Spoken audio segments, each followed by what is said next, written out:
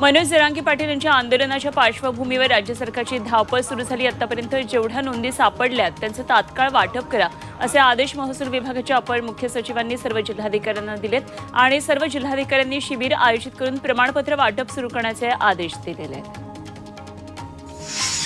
आपल्यावर गोळ्या झाडल्या तरी माघार नाही, आपल्याला गोळ्या झाडून मारलं तर विचार मारू देऊ नका, महाराष्ट्र बंद ठेवून शांततेत आंदोलन सुरूच ठेवा असं आवाहन जरांगेंनी मराठा समाजाला केलंय। जो मराठ्यांच्या विरोधात जाईल त्याचा राजकीय सुपडा साफ करणारच अशी आक्रमक भूमिका जरांगेंनी घेतली।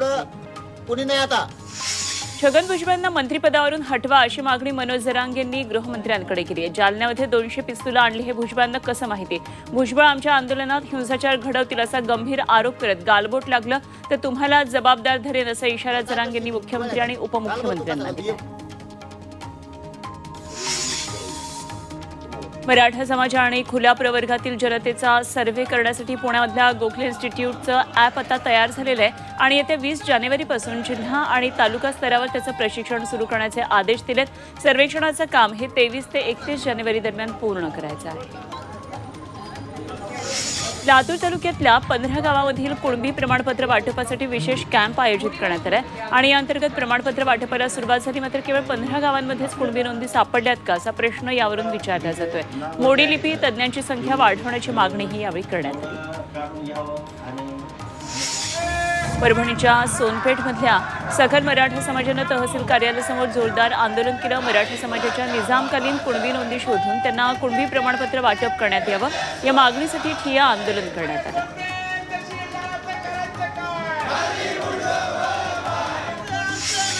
मनोज जरांगेंच्या नेतृत्वात मराठा आरक्षणासाठी मुंबईला निघणाऱ्या मोर्चाचा पुण्यामधल्या खराडी वाघोली परिसरात मुक्काम असणार आहे आणि या पार्श्वभूमीवर वाघोली खराडी परिसरातल्या नागरिकांची बैठक झाली। मराठा मोर्चाच्या मुक्कामाचं नियोजन यामध्ये करण्यात आलं। मुंबईमध्ये 3 कोटी मराठा 10 लाख गाड्या आणि ट्रॅक्टर घेऊन येणार असल्याच्या इशाऱ्यानंतर सरकार जागं झालं। त्यामुळे सरकारकडून 54 लाख कुणबी दाखले दिले जात असल्याचं ओबीसी नेते प्रकाश शेंडगे म्हणाले। मात्र सरकारवर दबाव आणून ओबीसीमध्ये शिरण्याला आमचा स्पष्ट विरोध आहे असंही ते म्हणाले। यवतमाळमध्ये गोरसेनेनं रास्ता रोको आंदोलन केलं। भटक्या विमुक्त जातीमध्ये होणारी घुसखोरी थांबवा या मागणीसाठी पुसदमध्ये छत्रपती शिवाजी महाराज चौकामध्ये आंदोलन करण्यात आलं आणि यामुळे सुमारे तासभर वाहतूक ठप्प झाली होती।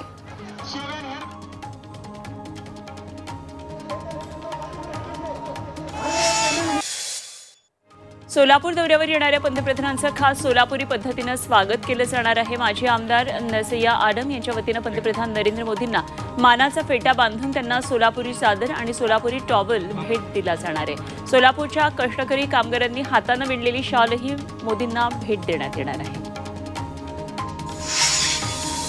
ठाकरेंचे निवासस्थान असणाऱ्या मातोश्रीबाहेर हनुमान चालीसा प्रकरणामध्ये खासदार नवनीत राणांनी मुंबई हायकोर्टात याचिका दाखल केली आहे। सत्र न्यायालयाच्या आदेशाविरोधात याचिका दाखल करण्यात आली। हे प्रकरण रद्दबातल करावं यासाठी नवनीत राणांनी याचिका दाखल केली आहे। 21 फेब्रुवारीला या प्रकरणात सुनावणी होणार आहे।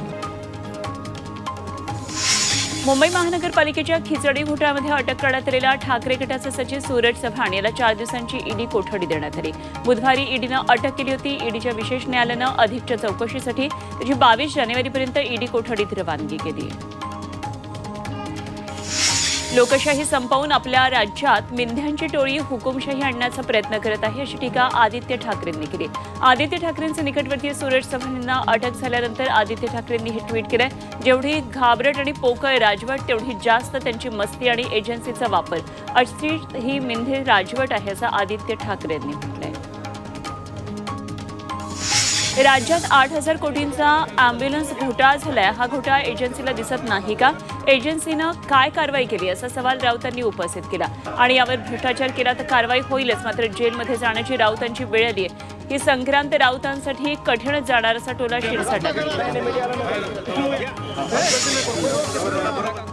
काहीही करा यावेळेस तुमचं राम नाम सत्य होणार अशा शब्दांमध्ये ठाकरे गटाचे खासदार संजय राऊतांनी भाजपवर हल्लाबोल केला आणि शेवटी राम म्हणतच अंत्ययात्रा निघते असा टोला वनमंत्री सुधीर मुनगंटीवार यांनी लगावला। अजित पवार गटामध्ये पुन्हा एकदा अजित पवारांना मुख्यमंत्री करण्याची चर्चा जोर धरू लागली आहे। अजित पवारांना मुख्यमंत्री करण्याचा निर्धार अजित पवार गटाच्या महिला पदाधिकाऱ्यांनी नारी शक्तीच्या मेळाव्यात केला। त्यावर काही जण कायमच भावी असतात असा टोला ठाकरे गटाचे खासदार अरविंद सावंत यांनी लगावला. मुख्यमंत्री, दोन्ही उपमुख्यमंत्री बावनकुळे आणि गिरीश महाजनांचा एका गाडीत बसलेला व्हिडिओ व्हायरल झाला होता आणि या दाढीवाटीबद्दल अजित पवारांना पत्रकारांनी विचारलं त्यावेळी अजित पवार व्हिडिओ व्हायरल करणाऱ्याला मूर्ख म्हणाले. आरोग्यमंत्री तानाजी सावंतांनी आपल्याच पक्षाच्या नेत्यावर तोंडसूक घेतलं. सोलापूर जिल्ह्यातल्या शिवसेनेत कोकणातील कोणी भुरटा नेता येऊन पदाधिकारी नेमतो. ग्रामपंचायतीला सुद्धा निवडून येण्याची पात्रता नसलेल्या या पदाधिकाऱ्यामुळे आपण सोलापुरात लक्ष घालत नसल्याचं सावंत म्हणाले आणि त्यामुळे कोकणातील हा नेता कोण याची चर्चा आता सुरू झाली आहे. भाजपचा पराभव करण्यासाठी आणि संविधान वाचवण्यासाठी इंडिया आघाडी एकत्र आल्याचं शेतकरी कामगार पक्षाचे आमदार जयंत पाटील यांनी रायगडमध्ये सांगितलं. वंचितचे प्रकाश आंबेडकर लवकरच इंडिया आघाडीत दिसतील असे ते म्हणाले. रायगड जिल्ह्यातल्या लोकसभेच्या दोन्ही जागा या महाविकास आघाडी जिंकेल असा विश्वास त्यांनी व्यक्त केला.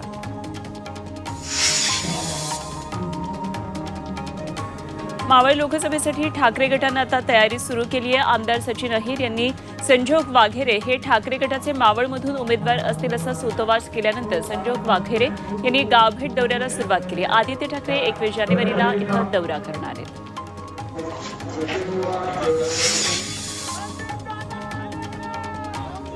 अकोल्यामध्ये शिवसेना शिंदे गटाला गळती लागली. शिंदे गटाचे जिल्हा सहसंपर्क प्रमुख संदीप पाटील यांनी मुंबईमध्ये अजित पवार गटात प्रवेश केला. शिंदे गटाचं अकोला जिल्ह्यातलं नेतृत्व कमकुवत असल्याचा आरोप संदीप पाटील यांनी यावेळी केला.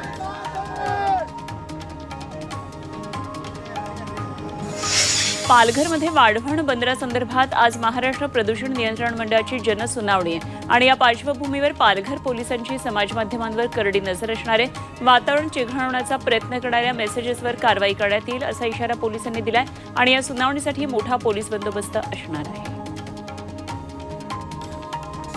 मुंबईत कुणबी विद्यार्थी वसतिगृहाचं मुख्यमंत्री एकनाथ शिंदे यांच्या हस्ते उद्घाटन करण्यात आलं. मुलुंडमध्ये असलेल्या या वसतिगृहात कुणबी समाजाच्या विद्यार्थ्यांची राहण्याची सोय करण्यात आली आहे. त्यामुळे शिक्षणासाठी येणाऱ्या विद्यार्थ्यांची गैरसोय टळणार आहे तसंच त्यांना चांगल्या वातावरणात शिक्षण घेता येणार आहे. पिंपरी चिंचवड महापालिकेनं इंद्रायणी तसंच पवना नदीमध्ये राडारोडा टाकणाऱ्यांकडून 65,000चा दंड वसूल केलाय. यासोबतच 6 ट्रक आणि टेम्पोही जप्त केले. मात्र अजूनही नदीपात्रात कचरा फेकला जातोय त्यामुळे यावर ठोस उपाययोजना करायची मागणी पर्यावरणप्रेमींनी केली आहे. जळगावच्या रावेर बस आगाराची बस जुनोने गावाकडे जात असताना आगारामध्ये बंद पडली. त्यामुळे बसमध्ये शाळकरी विद्यार्थ्यांनी खाली उतरून बसला धक्का दिला. विशेष म्हणजे आगारातच बस बंद पडली असताना एसटी डेपोतील कर्मचाऱ्यांनी तिथे येणं टाळलं. अखेर विद्यार्थ्यांनीच पुन्हा बसला धक्का दिल्यानंतर सुमारे 15 मिनिटांनी बस सुरू झाली. जालन्यातल्या जायकवाडी योजनेचा वीज पुरवठा खंडित करण्यात आलाय. महापालिकेनं 3.5 कोटींचं महावितरणचं बिल भरलं नसल्यानं ही कारवाई केली आहे. थकबाकी भरण्याबाबत वारंवार पत्र लिहून सुद्धा महापालिकेनं बिलं भरलेली नाहीत आणि जायकवाडीचा वीज पुरवठा खंडित झाल्यानं शहरात पाण्याचा प्रश्न निर्माण होण्याची शक्यता आहे. मावळ तालुक्यातल्या आमळे इथं ट्रान्सफॉर्मरमधल्या कॉपर वायर चोरीला गेल्या. त्यामुळे बुधवारी रात्रीपासून आमळे गाव अंधारात आहे. आतापर्यंत 8 वेळा इथला ट्रान्सफॉर्मर चोरीला गेला. मात्र एकदाही चोर हाती लागलेला नाहीये. महावितरणच्या अधिकाऱ्यांना याबाबत सांगून सुद्धा अधिकारी दुर्लक्ष करत असल्याचा आरोप नागरिकांनी केला. नाशिक जिल्ह्यातल्या येवला तहसील कार्यालयासमोर शेतकऱ्यांच्या कुटुंबियांनी उपोषण सुरू केले. जमिनीची परस्पर खरेदी विक्री करणाऱ्या गुंडांना अटक करा अशी मागणी या आंदोलक शेतकऱ्यांनी केली आहे. धुळ्यामध्ये आझाद समाज पार्टीनं शहरातल्या वादग्रस्त वाईन शॉपवर मोर्चा काढला. मध्यवर्ती बस स्थानकाजवळच्या डॉक्टर बाबासाहेब आंबेडकर पुतळ्यामागे हे वाईन शॉप आहे. अनेक वेळा तक्रारी करून सुद्धा वाईन शॉप हटवण्यात न आल्यामुळे अखेर हे आंदोलन करण्यात आलं. गोंदियात अंगणवाडी सेविकांनी प्रकल्प कार्यालयावर आक्रोश मोर्चा काढला. 45 दिवसांपासून अंगणवाडी सेविका तसंच मदतनीसांचं विविध मागण्यांसाठी राज्यव्यापी आंदोलन सुरू आहे. याकडे सरकारनं दुर्लक्ष केल्यानं त्यांचं लक्ष वेधण्यासाठी सेविकांनी आक्रोश मोर्चा काढला. यावेळी सरकारविरोधात घोषणाबाजी करण्यात आली. अहमदनगर जिल्हा परिषदेतल्या पाणीपुरवठा विभागाच्या कार्यालयाचे सामाजिक कार्यकर्ते प्रकाश पोट यांनी तोडफोड केली. नगर तालुक्यातल्या काही गावांमध्ये जलजीवन मिशनच्या कामामध्ये भ्रष्टाचार झाल्याचा आरोप पोट यांनी केला आणि त्याबाबत पाठपुरावा करून सुद्धा माहिती मिळत नसल्यानं आक्रमक झालेल्या पोट यांनी हे पाऊल उचललं. पुण्यातल्या मांजरी उपबाजारात मज्जा केल्यानं खोतेदारांनी पुकारलेल्या असहकार आंदोलनाला शेतकऱ्यांनी जोरदार पाठिंबा दिलाय. रयत शेतकरी संघटनेनं खोतीदारांना पाठिंब्याचं पत्र दिलंय. संचालक मंडळाकडे याबाबत पाठपुरावा करून निर्णय बदलण्याची मागणी करणार असल्याचं आश्वासन त्यांनी दिलंय। अहमदनगरच्या जिल्हाधिकारी कार्यालयासमोर स्वतंत्र भारत पक्षानं धरणं आंदोलन केलं। शेतमालावरची निर्यात बंदी कायमस्वरूपी उठवावी, शेतमाल व्यापारातल्या सरकारी हस्तक्षेप थांबवावा, शेतकऱ्यांना कर्जमुक्ती द्यावी अशा अनेक मागण्यांसाठी आंदोलन करण्यात आले।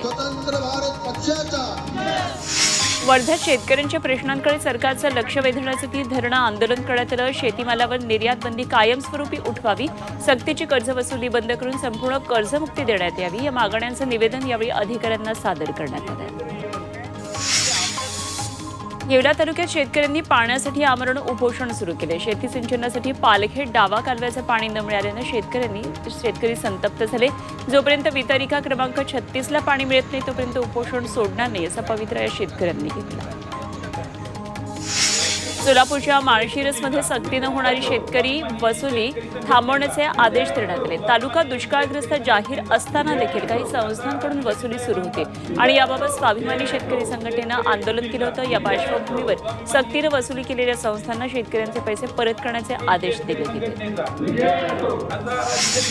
कांद्याची आवक घटली त्यामुळे निर्यात बंदी झाल्याचं केंद्रीय राज्यमंत्री भारती पवार म्हणाल्या। कांदा निर्यात बंदी उठवण्यासाठी आपण वाणिज्य मंत्री पियुष गोयल यांच्याबरोबर चर्चा केल्याचं त्यांनी सांगितलं। तर केंद्र सरकार निर्यात बंदीबाबत सकारात्मक निर्णय घेईल असा विश्वास निफाडमध्ये त्यांनी व्यक्त केला।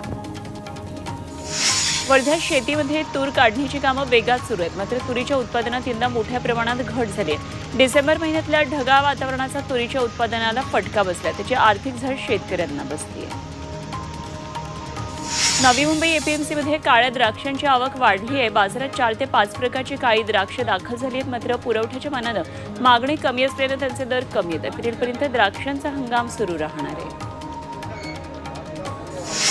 एमपीएससीची राज्यसेवा मुख्य परीक्षा 2022ची अंतिम गुणवत्ता यादी जाहीर करण्यात आली आहे। विनायक पाटीलनं पहिला क्रमांक पटकावलाय, तर मुलींमध्ये पहिला येण्याचा मान पूजा वंजारीनं मिळवलाय। वर्ग 1 आणि वर्ग 2 मधल्या 613 पदांसाठी परीक्षा घेण्यात आली होती। कालच उमेदवारांच्या मुलाखती झाल्या आणि कालच अंतिम गुणवत्ता यादी प्रसिद्ध झाली।